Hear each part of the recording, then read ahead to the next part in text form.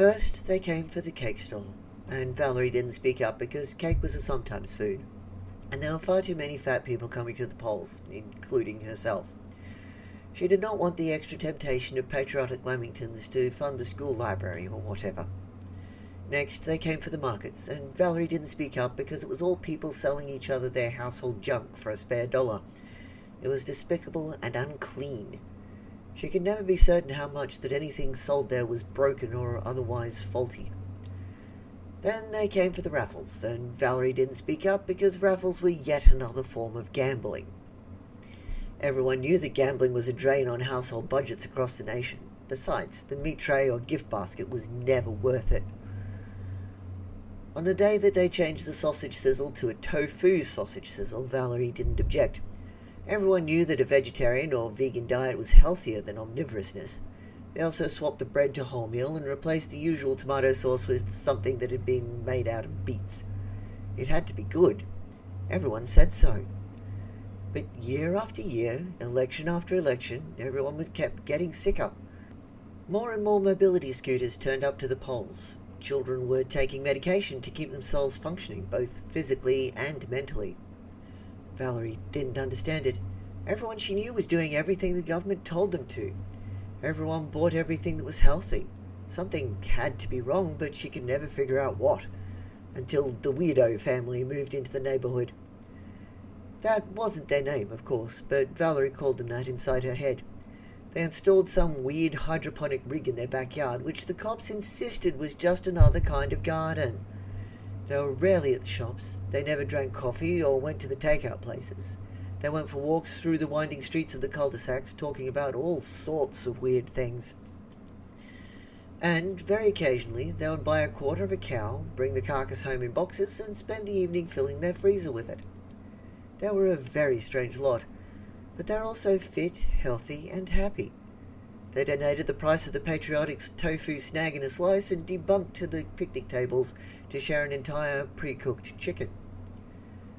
Valerie had to pilot her mobility scooter over to them to ask, "How do you do it? You're eating to kill yourself and none of you look sick. How?"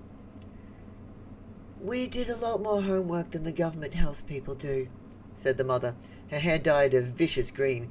She had more muscles on her than Valerie's husband. "Turns out the dietary recommendations are a lie."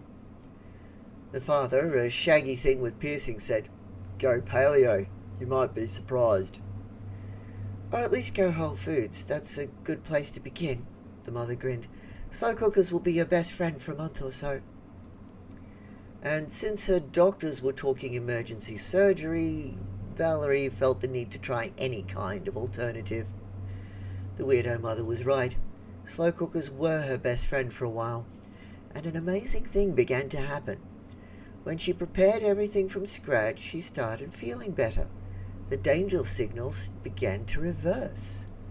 She started doing her homework as well, looking into paleo and keto and all the other alternative lifestyles that had been decried as slow suicide by the media, looking into where the funding was coming from for all those studies and alarmist reports.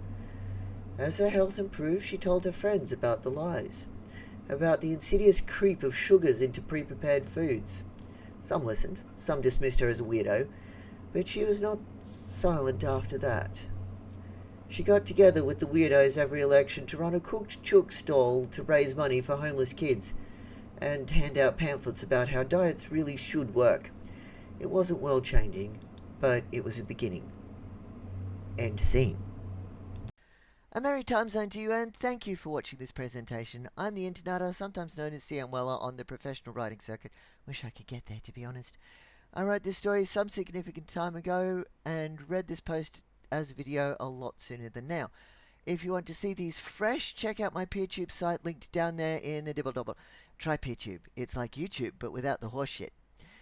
If you want to read these even fresher, I may want to kiss you on the cheek and give you a big hug, but you can find them on my hub site, also linked down below.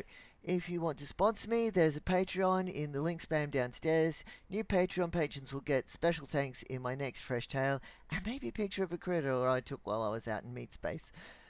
Once again, thanks to my special sponsor list on screen. or might be over there. I don't know yet. And thanks to you for watching so far. Big kiss to you. Mwah.